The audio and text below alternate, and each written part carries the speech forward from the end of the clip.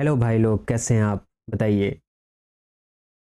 आज मैं बात करूंगा सेमेस्टर 6 के बारे में कि उसका क्या सिलेबस है। बेसिकली मैथ्स के बारे में, है ना। जो आपका सेमेस्टर 6 बीएससी में मैथ है, उसका क्या सिलेबस है ना। और कौन सी चीज़ें कब कब पूछी जाती हैं, हमें किस टॉपिक के बाद कौन सा टॉपिक पढ़ना चाहिए, उन सारी चीज़ों के बारे में डिटेल में डिस्कस करने वाले। क्योंकि लास्ट टाइम जो मैंने पढ़ाया था उसमें सेमेस्टर 5 के बारे में नहीं पढ़ाया था, तो कुछ बच्चे सेमेस्टर 6 वाले मुझे नहीं जानते होंगे। बाकी मैं जहाँ पढ़ाता था, आप जानते हैं, आप लोग काफ़ी सारे लोग मुझे जानते हैं, तो वहाँ से तो मैंने ऐसा किया है ना। वहाँ से अगर देखा होगा आपने तो आपको मुझे पता होगा। बेसिकली आज हम बात करने वाले हैं जो कोर कोर्स हैं आपके। देखिए, आपको स्क्रीन पे दिख रहा है एडवांस अलजेब्रा। एडवांस अलजेब्रा बहुत आसान सब्जेक्ट नहीं है अगर समझा जाए तो। आप रट के पास हो वो अलग बात है ना, क्योंकि एमसीक्यू है तो पास तो हो ही जाएंगे। और उन्हीं एमसीक्यू से आप बेहतर नंबर कैसे लाएंगे, उन सारी चीज़ों के बारे में हम आज सबसे डील करने वाले। आपको पता है एडवांस अलजेब्रा में हर हर टॉपिक में आपके पास 4 यूनिट रहती है, वो तो बात सही है। ये है कोर कोर्स। कैसा है ये आपका? कोर कोर्स है। एडवांस अलजेब्रा जो आपका है, ये कैसा है? कोर कोर्स है। कैसा है हमारे पास? Core course. इसी में एक और आता है डीजीटीए, है ना, differential geometry and tensor analysis. ये भी कोर कोर्स है, तो सभी को पढ़ने ही पढ़ने हैं, दो टॉपिक। एक ऑप्शनल पेपर भी आता है सेमेस्टर 6 वालों के लिए।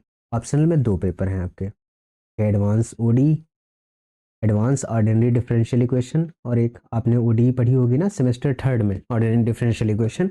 उसी के आगे का पार्ट है, एडवांस में जाएगा, है ना। और एक आता है इसमें ओआर, ऑपरेशनल रिसर्च कहते हैं, या एलपीपी बोल दो, linear programming problem, LPP.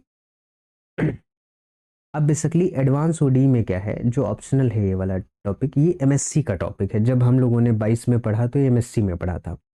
OR क्या है और ये एलपीपी दोनों सेम थिंग है। ऑपरेशनल रिसर्च को या लीनियर प्रोग्रामिंग प्रॉब्लम को हो, ये जो है बीएससी का ही टॉपिक है। थोड़ा सा आसान नहीं होता है, ये लेंदी होता है। ये भी आसान नहीं कह सकते हैं, लेकिन बेटर होता है, मस्त आपको समझ में आएगा, क्योंकि रिलेटेड है ओडी से। थोड़ा सा एक्सटेंशन हो जाता है यहाँ पे, और कोई बात नहीं। अब बात करते हैं आपसे एडवांस अलजेब्रा के बारे में। 4 यूनिट हैं, आप देख पा रहे हैं। जैसे यूनिट 1 के बारे में सबसे पहले हम आपसे बात करते हैं। यूनिट 1 क्या है? जैसे आपने पढ़ी ग्रुप थ्योरी, पढ़ा है ना। आपने क्या पढ़ा है? Group theory. ग्रुप थ्योरी ये जो आगे का एक्सटेंशन है। ग्रुप में पढ़ा क्या? ग्रुप क्या होता है, सब ग्रुप क्या होता है, ऑर्डर ऑफ एलिमेंट क्या होता है, ऑर्डर ऑफ ग्रुप क्या होता है, different types of group, Lagrange theorem पढ़ी, different different type of theorem, है ना। साइक्लिक ग्रुप क्या होता है, नॉर्मल सब ग्रुप क्या होता है, कॉसेट्स क्या होते हैं, क्यूसेंट ग्रुप क्या होता है, और हमारे पास क्या आता है, हाँ, सेंटर क्या होता है, नॉर्मलाइजर एलिमेंट का क्या होता है, सेंटर ऑफ ग्रुप क्या होता है, होमोमॉर्फिज्म आइसोमॉर्फिज्म क्या होती है, टाइप क्या होते हैं होमोमॉर्फिज्म, वन वन होमोमॉर्फिज्म कब बनेगी, अनटू होमोमॉर्फिज्म कब बनेगी, इन सारी चीज़ों को आपने पढ़ा है अब तक। रिंग थ्योरी पढ़ा, रिंग, रिंग के टाइप, एग्जाम्पल, है ना, बूलियन, आइडियल, और जो भी है हमारे पास, ये सारी रिंग आपने पढ़ी होगी। तो ग्रुप में ये सब आप चीज़ों को रिवाइज करना पड़ेगा, नॉर्मल सब ग्रुप वगैरह, सेंटर ऑफ ग्रुप वगैरह, तब जाके ये यूनिट आपको समझ में आएगी। यहाँ पे सीरीज ऑफ ग्रुप क्या होता है, सेचर्स थ्योरम क्या होते हैं, जॉर्डन होल्डर थ्योरम क्या है, ये जो टॉपिक है ये। Soluble of group, nilpotent group क्या है, इनसॉल्युबिलिटी ऑफ एसिड, और ये सीरीज ऑफ ग्रुप। ये तो दो थ्योरम्स हैं, इनका प्रूफ तो यहाँ पे मैं नहीं कराने वाला, बहुत बड़ा बड़ा प्रूफ है। अगर आप लोग कहेंगे तो करवा भी सकता हूँ, लेकिन टाइम कंज्यूम ज़्यादा होगा। बाकी मैं पढ़ा दूंगा आपको। बस थोड़ा रिकॉल करना है ग्रुप थ्योरी के बारे में, जो आपने पढ़ी सेमेस्टर 1 में, ठीक है।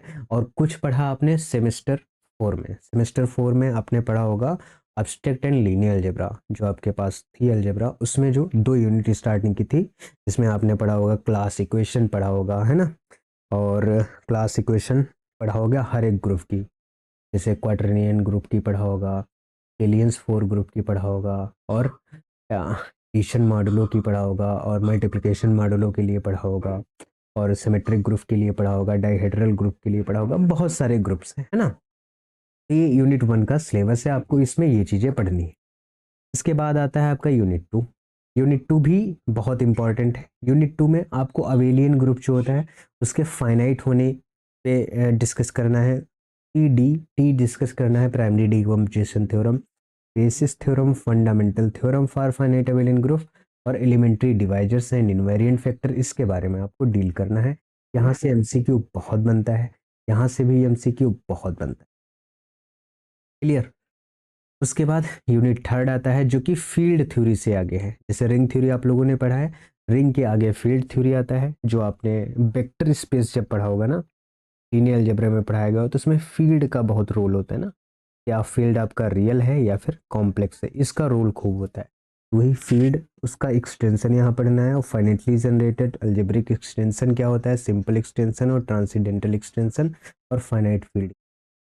आपको फाइनाइट फील्ड आपने एडिशन मॉडुलो ये पढ़ा होगा, जेड एन ना, ये ग्रुप होता है। तो ये जब जेड एन को पी से रिप्लेस कर देते हैं, जेड पी, ये होता है फाइनाइट फील्ड हमारे पास।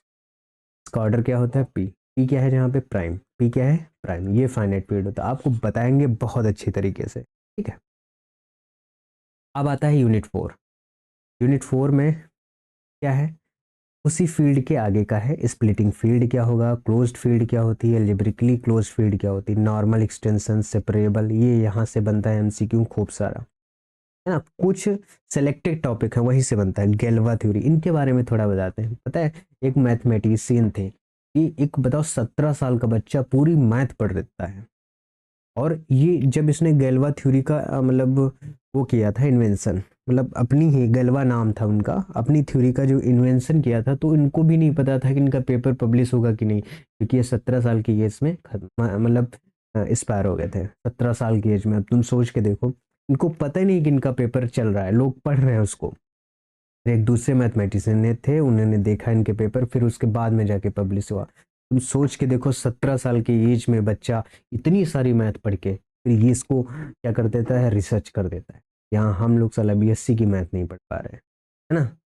पढ़ो यार, पढ़ाने वाले जब बैठे हुए हैं। फंडामेंटल थ्योरम ऑफ गैल्वा थ्योरी क्या है, आर्टेंस थ्योरम क्या होती है, fundamental theorem of algebraic, algebra क्या है और इसका प्रूफ क्या होता है, ये सारी चीजें आपसे डिस्कस करनी, ठीक है। यूनिट 4 डन हो गया। अब ये सारी चीज़ें आपको पढ़ाई जाएंगी। ये सारी चीज़ें जब आप पढ़ लेंगे, उसके बाद में आपको क्या बताया जाने वाला है कि इसका भी हम सिलेबस डाल देंगे, क्या बोलते हो, डिफरेंशियल ज्योमेट्री और टेंसर एनालिसिस का भी मैं सिलेबस डाल दूंगा। तो उसका भी सिलेबस डाल दूंगा। उसके बाद मैं इसकी क्लासेस स्टार्ट करूंगा। एक वीक में आपको 4 क्लास मिलेंगी, ठीक है। ऐसा हो सकता है, हाँ, एक वीक में आपको 4, मंडे से आपको क्लास मिलने लगेंगी। एक वीक में 4 क्लास 100% मिलने वाली हैं। 100% 4 क्लास मिलेंगी। और मार्च भर में एडवांस अलजेब्रा कंप्लीट करेंगे, फिर डीजीटीए पे बात करेंगे आगे चल के, है ना, अप्रैल में। फिलहाल advance algebra more important than DGTA, क्योंकि ये जल्दी लोगों को समझ में नहीं आती और मैं समझाने में निपुण हूँ, क्योंकि मुझे एक्सपीरियंस है पढ़ाने का। एडवांस अलजेब्रा में पढ़ा चुका हूँ, ठीक है, कोई पहली बार नहीं पढ़ा रहा हूँ, ठीक है। तो मैं अच्छी तरीके से, मुझे लगता है मैं आपको समझा पाऊंगा, आप भी समझ पाएंगे। आप चैनल से जुड़िए, ठीक है, और फिर आप देखिए। मिलते हैं आपसे नेक्स्ट लेक्चर में, तब तक के लिए बाय बाय, बने रहिए। और हाँ, दूसरी बात, नंबर दिया गया है, अगर नहीं पता है तो ये नंबर ले लो, 9670578278।